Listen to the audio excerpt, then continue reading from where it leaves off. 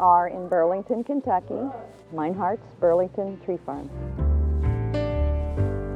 People will come with, 3 or 4 of their friends, family members, or their neighbors, and they'll be caravanning around. It's more of an event to share with the family instead of just another thing on the checklist. Very hands-on, people involved. It gets a lot of people from the city out here and experiencing the nature and what people do every day to make a living.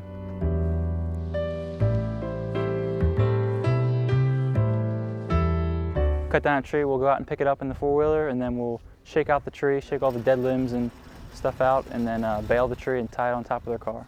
My husband and I bought it in '88, and it was actually a total disaster. An extension office person came out here and was making suggestions as to what we might be able to do, and they mentioned things like pigs, cows, and we didn't think we were up for that. And then they mentioned Christmas trees. We thought, oh, we could do that. We felt like it wouldn't have the demands of, raising animals, something which we weren't familiar with anyway. The trees are much more flexible, which is a benefit, except maybe in the case of an insect infestation or, where quick action is going to prevent damage. We cut the grass around them about 3 or 4 times a year to keep the weeds down. You have to trim around all the trees. And then each tree has to be trimmed to shape it correctly, because they'll grow goofy branches off to the sides and stuff that you have to cut off and to make sure they look nice. After a tree's cut down, we have to go in and cut out the stump, because a lot of diseases can survive in those stumps and hurt the field. So a lot of it's burned out or cut out too.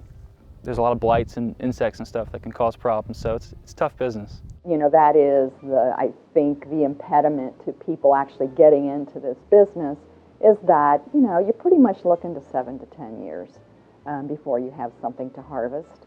And then, if your business increases, or if, there's a natural disaster, which we've had, some pretty bad droughts here in the last few years, you can't fill that hole easily. You've still got the same time frame. It's not like pumpkins and things where you can quickly increase your output. There's nothing quick about it. Originally there was only two main fields that were pretty big, and she started planting smaller offshoots because a lot of the trees in one field would get cut down or would die, so you'd have to have newer fresh fields where there's not any disease or where the trees haven't been cut.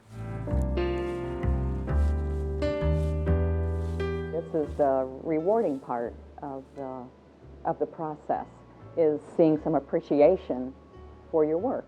A lot of families that make it their tradition to come out every year, and there's a lot of new people every year.